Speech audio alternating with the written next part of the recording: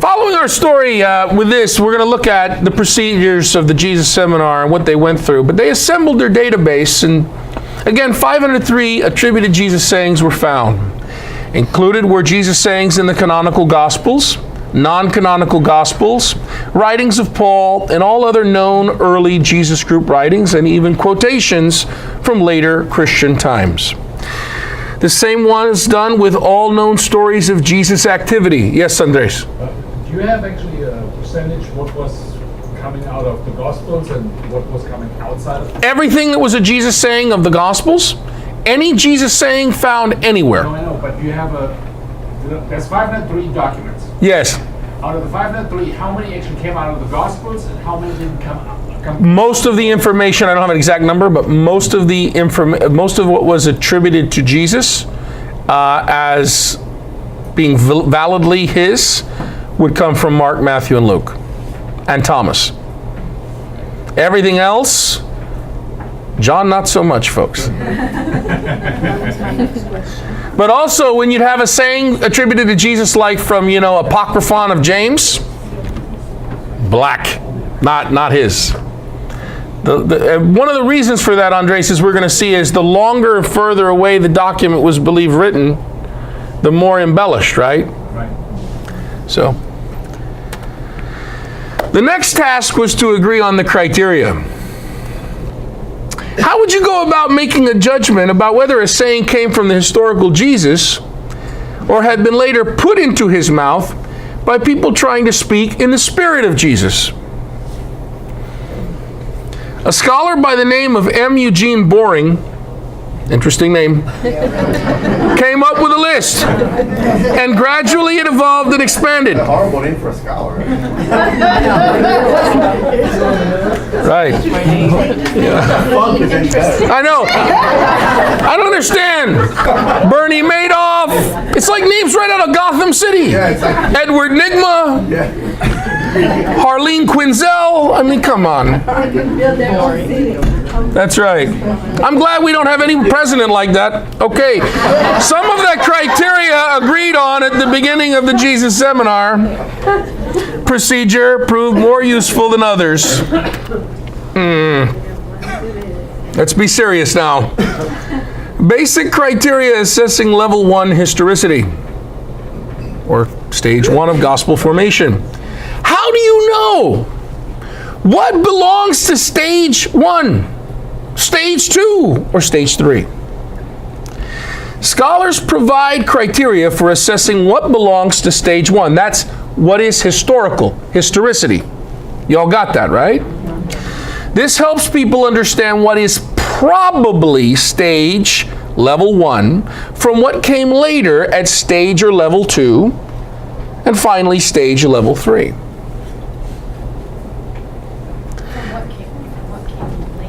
From what came later. So if you use these criteria and you apply them, this is the idea, Callie, you apply them to an individual Jesus saying, okay?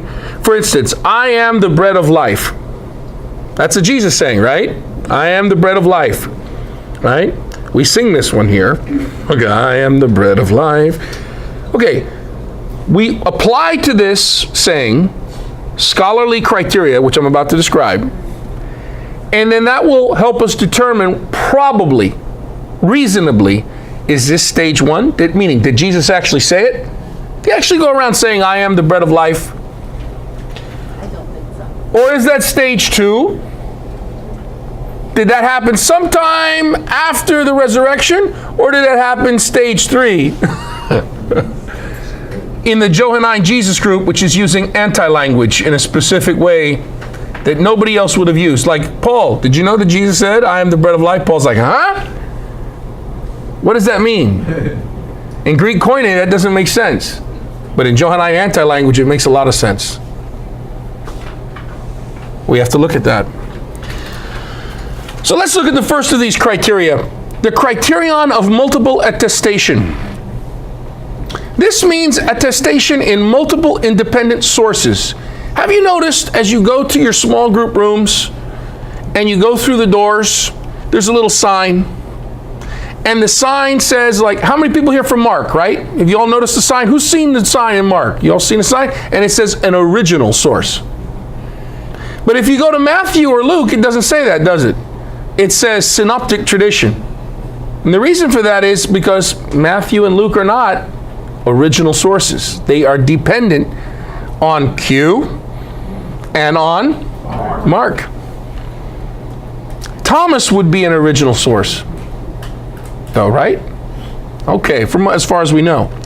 So the criterion of multiple attestation means attestation by multiple independent sources. Items in more than one independent source are more likely authentic. Stage 1. Q, Mark, M, L, John, and Thomas are the independent sources we possess from the first century. Others may exist. We haven't found them. This is similar to a news reporter. He or she must corroborate the information acquired from one source with another source. A word on these independent first century sources. M, that would be material found in the document called Matthew alone. He had to get it from somewhere. So that stuff is an independent source. M is what we call it. L would be material found in Luke alone that didn't come from Q or Mark or anywhere else, at least that we know of, except what we call L. Thomas refers to the original form of the Sayings Gospel of Thomas, before Gnostic material got added. A work perhaps contemporary with Q, another saying source. Q and Thomas contain nothing but sayings of Jesus, and without any anecdotes or stories, no narrative. Just Jesus said and a saying. Jesus said and a saying. Jesus said and a saying. And we found Sayings Gospels at the Nag Hammadi Library. We found Thomas. It had been corrupted by Gnostic garbage, but the Gnostic stuff it sticks out like a sore thumb. So easy to take out. So then what you have are Aramaic sayings. Very interesting. For example, Thomas, Logion 102. Give the emperor what belongs to the emperor. Give God what belongs to God. Mark chapter 12:17. Pay the emperor what belongs to the emperor, and God what belongs to God. Now that's multiple attestation. Here we find a Jesus saying from two independent first century sources that didn't know each other. That doesn't mean the saying necessarily goes back to the historical Jesus, but it does mean that it goes back to a source prior to Thomas, 50 Common Era, and Mark, 70 Common Era. So if it goes back before 50 Common Era, that's a saying that goes back to 20 years after Jesus. Interesting. Interesting. So the saying, give the emperor what belongs to the emperor, give God what belongs to God, gives a little credibility as an actual stage 1 Jesus saying, doesn't it? The criterion of multiple attestation helps us to see that the historical Jesus' central concern was theocracy. How do we know that? Because we see it all over the independent sources. Even in John, where the Johannine community no longer cares about theocracy, we see it modified.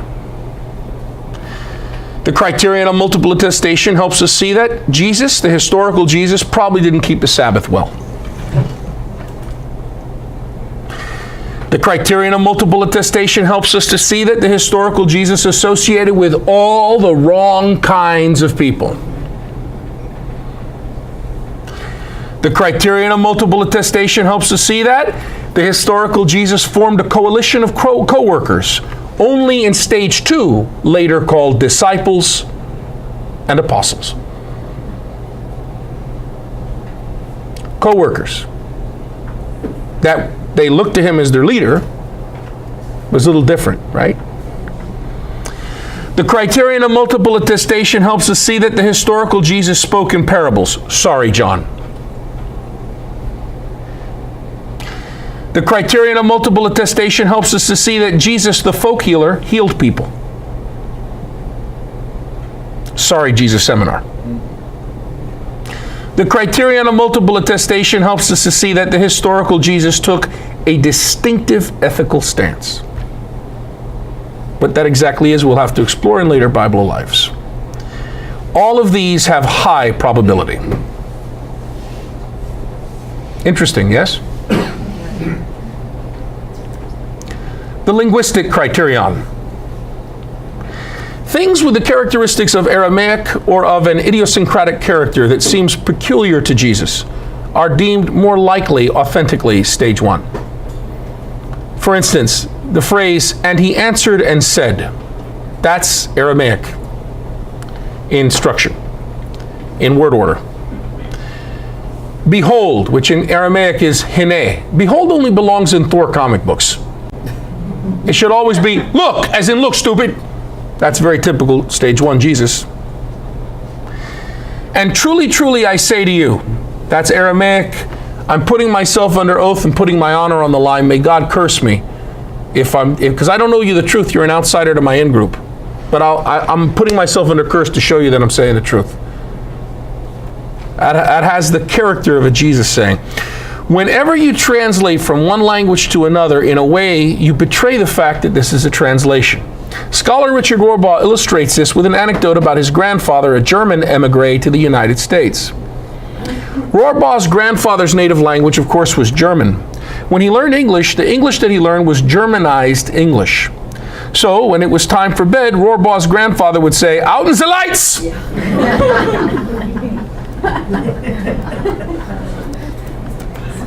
And working on the farm, he would say, "Throws the cow over the fence, a bale of hay." Now, that might not work too well in English, but it works perfect, right? Correct me if I'm wrong, Andres. That's the right word order. Yes! I like having sources. Back me up. That's the word order in German. Rohrbaugh's grandfather was more or less speaking English, but in English with the characteristic word order of his native German. And so when he spoke it, right, it revealed where the German is there. The Germans live in my resort hotel. Yes. They came home and said, "House mother, we have learned a new expression." I said, "What's that?" "You are going me on my nuts." You're driving me nuts, but in German it would say, "You're going me on my nuts."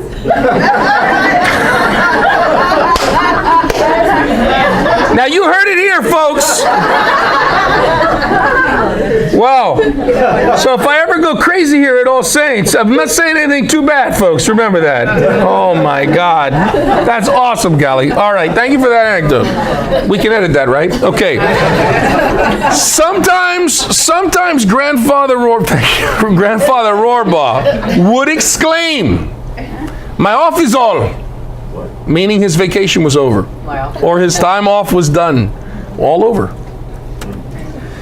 The same phenomena appears in the New Testament because Jesus spoke Aramaic, a Semitic dialect similar to, but not exactly the same thing as Hebrew.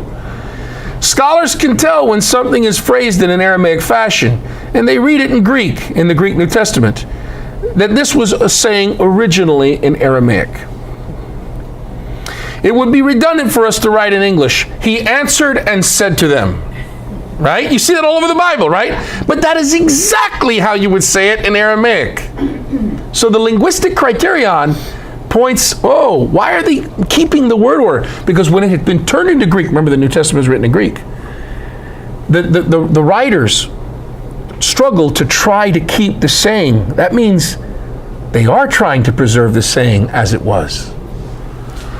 So when you see in the Gospels, Jesus answered and said, you're looking at the work of someone who is writing in Greek who has brought the original Aramaic saying over into the Greek. This tells you more than you realize. Not only that we had an earlier form of this saying existing, he was taking it from a collection of Aramaic sayings, right? That had already been written down. But that the earlier form of it had probably been memorized. This meant that people had wanted to bring it across from Aramaic into Greek as accurately as possible, and so they duplicated not only the content, but also the sentence structure. Consider the word behold. You see this a lot in the 1611 King James Version, right? We actually have a modern variant of this in 21st century United States English. Look! The young people say it a lot. Look! That word look is hine in Aramaic, and the King James Version translates it as behold, which sure sounds very churchy. It just means look. Another example, truly, truly I say to you, or amen, amen I say to you, right? The King James Version renders this verily, verily I say unto you. If that's not churchy sounding, I don't know what is. Verily, verily I say unto thee. But amen, amen I say to you is just an Aramaic expression for here comes the real deal. Pay attention, idiot. I'm about to give you the real scoop.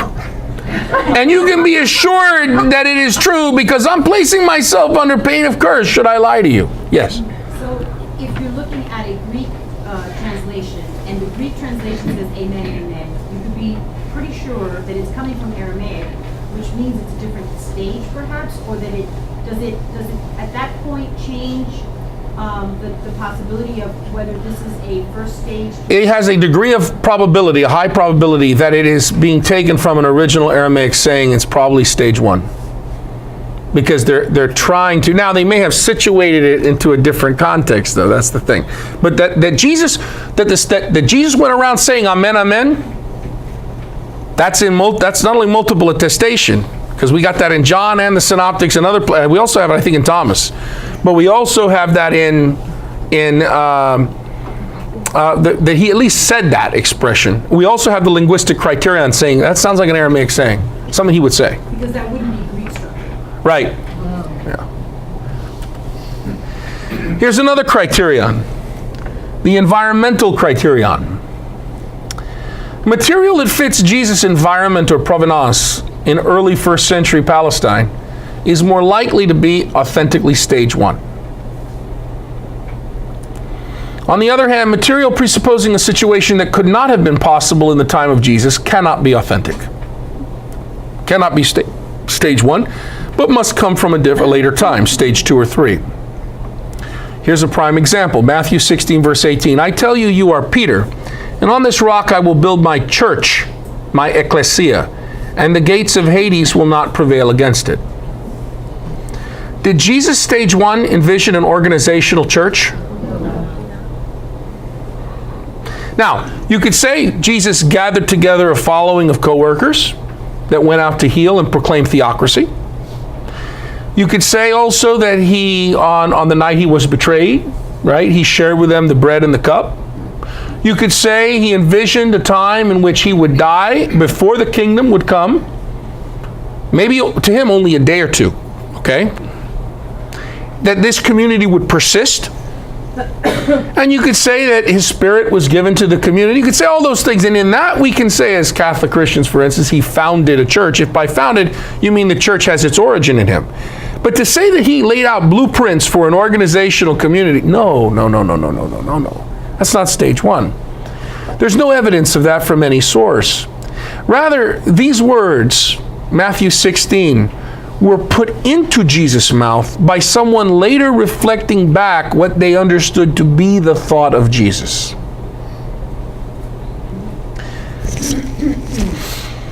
The environmental criterion helps us see stages 2 and 3 better. Traditions within the text that assume a situation that did not exist at the time of the Prepaschal Jesus. You remember yesterday, we talked about Luke, when the paralytic was lowered through the roof. The environmental criterion demonstrates they didn't have tiled roofs in Palestine. And it doesn't match up, does it, with the synoptic parallels, Mark and Matthew. Examples where the environmental criterion are useful. Mentions of church in Matthew 18 and 16. Wife-initiated divorce in Mark chapter 10, verse 12. It's probable that the Markan community was in Rome, where there was such a thing as wife-initiated divorce, but not in Syro-Palestine. That doesn't fit the environment of the Prepaschal Jesus, the Galilean environment. Followers of Jesus called disciples instead of co-workers. That's later on, after the resurrection, especially in John, where you're not even apostles in John, you're lifelong disciples. Why would you go out to anybody? The world is bad. We're in here. This is all love one another in John. Love your fellow Johannine Jesus group member. We're out there. These traditions present scenarios and assume situations that simply did not exist during the Jesus movement in the 20s. Therefore, they had to come after stage 1 of gospel development. God, it's so good to go through these exercises with you, ladies and gentlemen, because you're never going to be the same again. The criterion of tendencies in the developing tradition is another criterion. Some tendency toward greater detail and some preference for direct rather than indirect quotation appears to prevail with the passing time. As a saying, for example, goes forward in time passed along, there tends to be greater detail, more clarification, more direct, to make things clearer.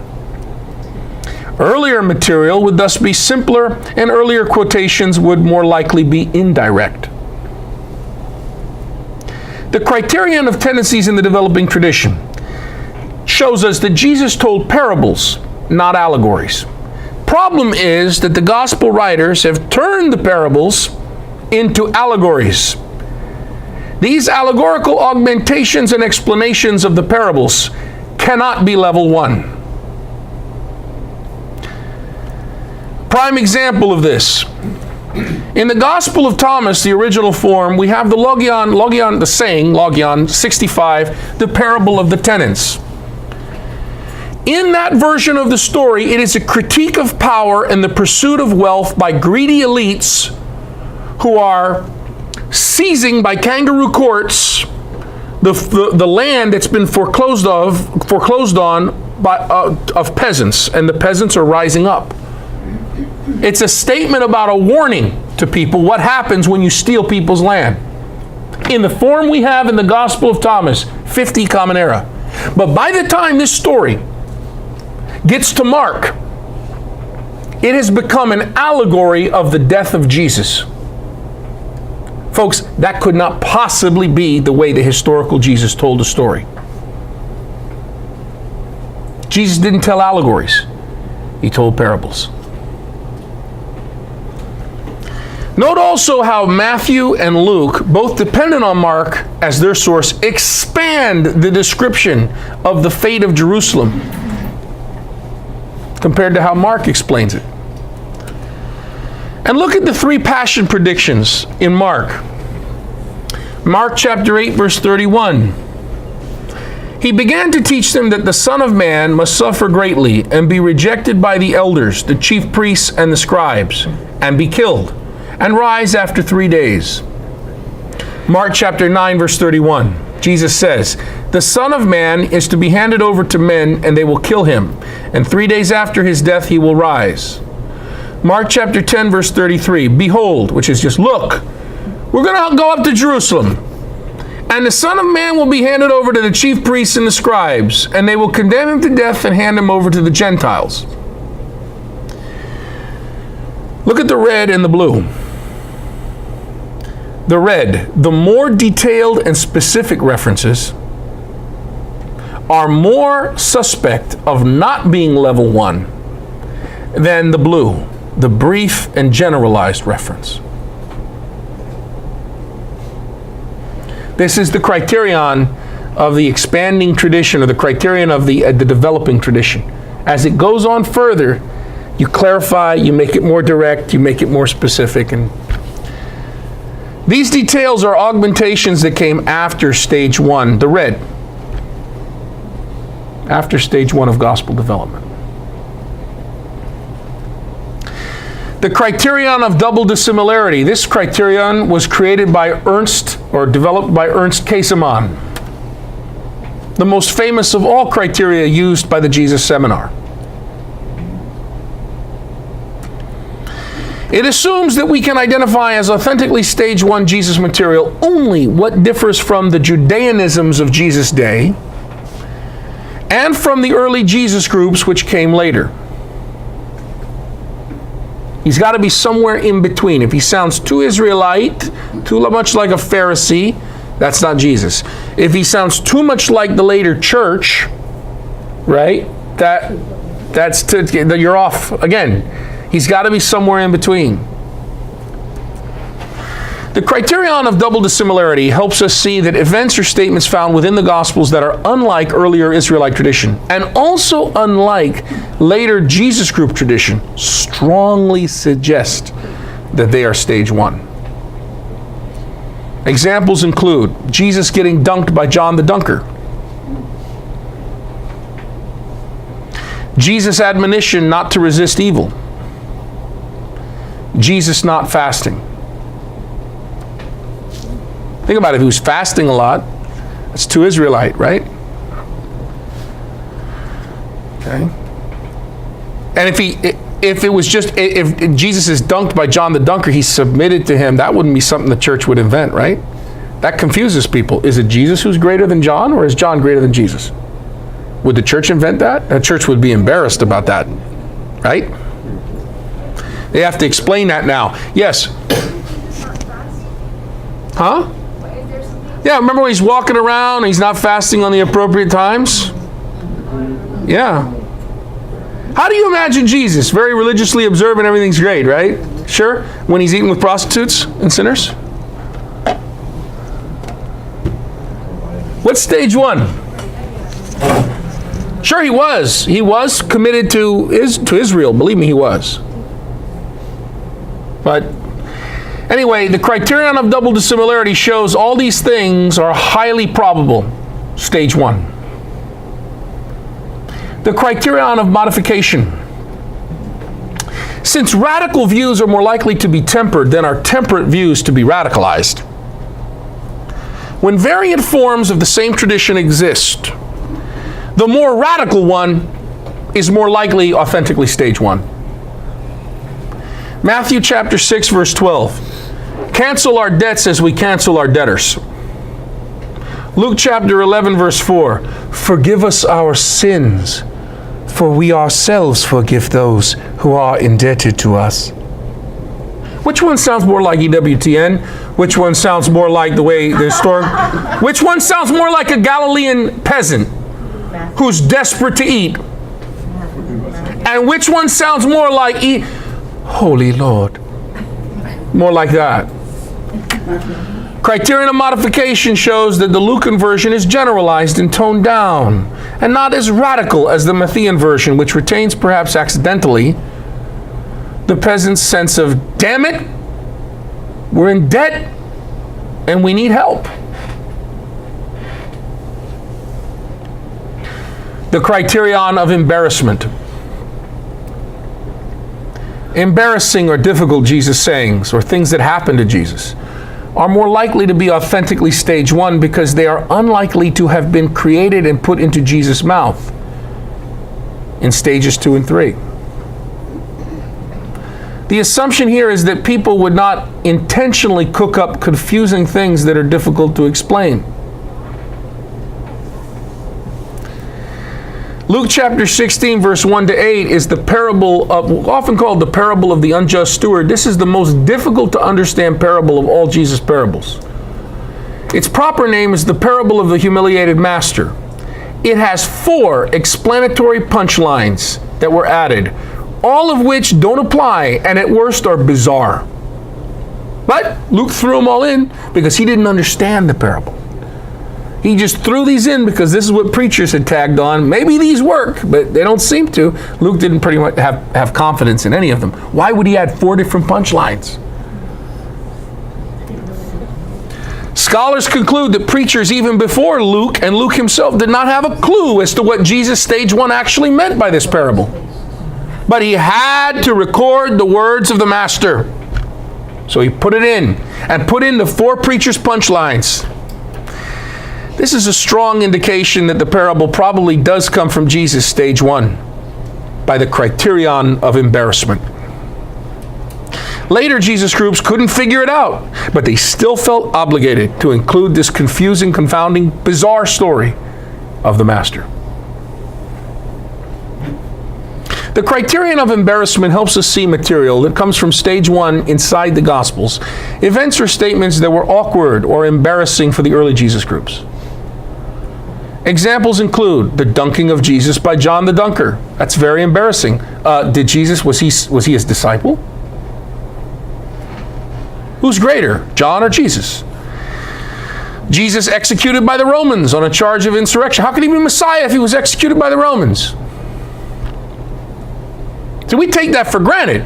We're about to go into Lent because we've been inculcated and completely shaped by the tradition. But go back to the first century. That's shocking, humiliating, embarrassing for the Jesus group. You're telling me he's appeared to you as cosmic Lord? Why would God do that for a failure? Someone we shouldn't even mention. A shameful thing to hang on a tree. Jesus' disturbance in the temple precinct. Jesus' reference to the celestial Son of Man as someone other than himself. Look, when you're reading Mark, Matthew, and Luke, sometimes it seems, and you can see that the material is earlier, right? When Jesus talks about Son of Man, the Skyvault Man, it seems he's not talking about himself. When the Skyvault Man, the Son of Man, comes with all his angels with him, then he will sit on his glorious throne. Jesus, we just assume, read that glibly as we go through it, he's talking about himself. And in some texts, yeah, it seems that the later tradition did try to clarify that to mean Jesus after the resurrection. But when Jesus was walking the earth, it seems that when he used the term Son of Man to refer to this celestial personage, he was referring to somebody else. A cosmic avenger that's going to come and smash things up so that God's justice can be established in the land of Israel. It's very highly probable that these all come from stage one. Hey, thanks for watching. Just continue the playlist for the next part of the study. If you have further questions, this is good. They will get addressed, so keep watching. If you found value, please subscribe, like, and share. As always, questions, comments, and criticisms are most welcome. God bless you.